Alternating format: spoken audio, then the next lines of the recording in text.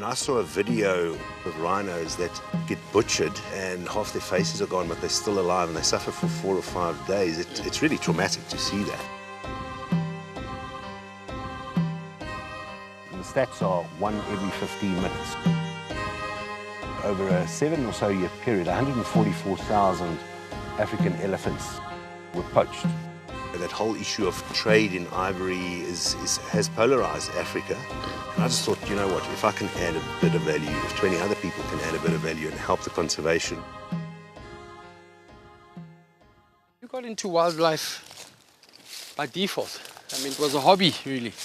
Well, yeah, wildlife photography has been a hobby, the bush has been a hobby, and with the tragic sort of poaching of elephants in Africa and rhinos in South Africa, I started getting involved and, thought, how can I lend 30 years of business experience into the conservation world and help raise awareness, to save these species, because human populations are just going up and the animal kingdom is just going down, especially with the demand for ivory and the demand for rhino horn and lion skeletons and so forth. So that's how I got very much involved. Youth for African Wildlife, it's a young NGO. We're also part of an alliance called the Now or Never African Wildlife Trust, which has got 5 other NGOs. The Rhino Orphanage, that I'm a director of, is part of it. That was the first rhino orphanage in Africa, established in 2012 by Ari van Deventer. And then you've got Care for the Wild, which is the largest at the moment, rhino orphanage, and that's here in the Lowveld. There is Saving the Survivors, which is the medical doctors like John Murray that treats all surviving rhinos that have, not all, but that's what he specializes in, treating them and trying to get them, even if they've lost half their faces. And he's had very much success with that. There's about 5 other NGOs like Elephants Alive that we're looking at getting involved in. Flying for Freedom South Africa does aerial work in Kruger. You've got the Rhino Revolution Orphanage in the Hoedspruit area that wants to join. So if everybody gets their Google for Grants program, we've got experts that can run those campaigns for us.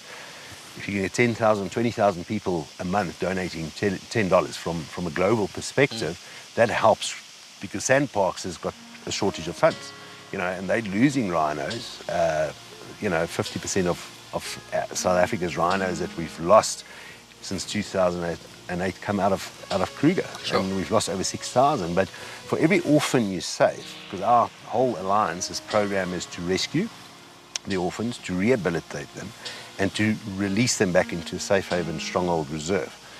So if one rhino orphan, like a female orphan, gets saved and can live to 40 years, you could probably have 6 to 8 cows. The species of elephant, say we get rid of it, what does that actually do to us as a community at large? Yeah. Elephants, what they eat from trees, they disperse the seeds, so they can transplant. The whole ecosystem is involved in that. In drought times, they dig for water and other animals get the benefit. This is a massive problem because, if we can't protect the elephants and the rhinos and the lions, what comes next? You've got to look at the numbers of human populations, especially in Africa, because human-wildlife conflict is a big problem for the endangered wildlife. Africa is at the moment 1.2 billion people. And in 35 years' time, when your daughter that's going to be born soon is 36, there will be 2.4. And by the end of the century, there will be 4.2 billion people in Africa alone. So if you can save 100 a year that's not dying, you just have to multiply the numbers, sure. and see how much you can save with the species. Survives. Yeah. We both agree that civil society is passionate, and there's a sense of urgency. But is there that sense of urgency from government? From environmental affairs, with their resources and their budgets, they are doing a good job. They're running, as much as they can. People don't realize Kruger National Park, where the poaching takes place, is massive. It's a massive, massive area, and the resources they have, they can't cover every single square kilometre, which is very difficult. You've got a couple of million of over, 4 or 5 million people living west of Kruger National Park. So they're doing as much as they can, but I think Mpumalanga's unemployment amongst the youth, 18 plus, is well over 40%.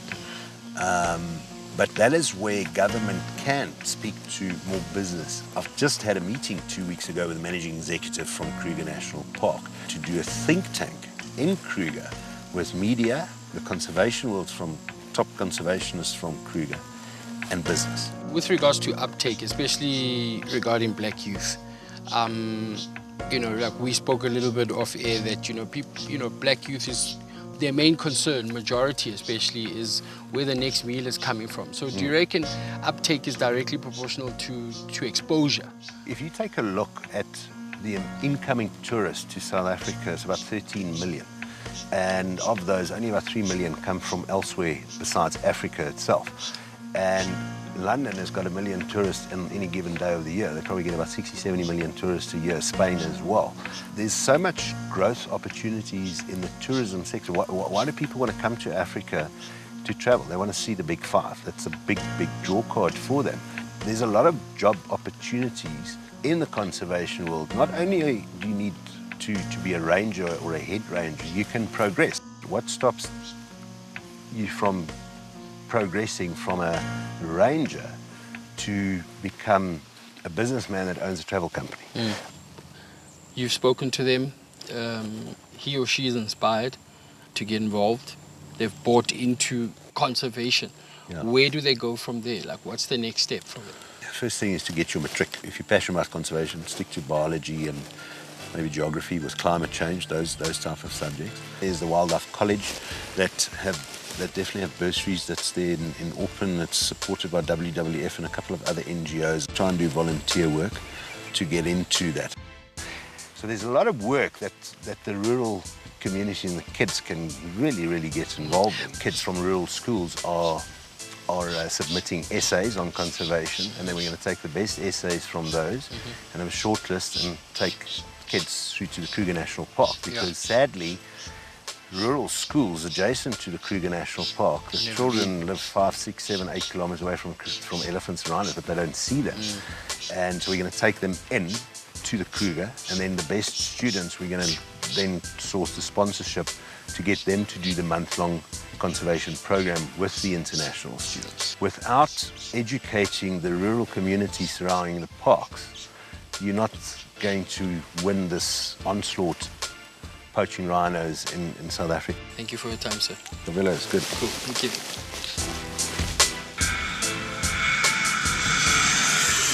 Art, creativity, and freedom will change society faster than politics. But creativity takes courage, and a lot of it. Clear your mind. Think about what can be, and then just do it. Share your efforts with us on our Facebook page and on Twitter at Play Your Part SA. I am Kabelo Mabalani, and I'm challenging you to play your part.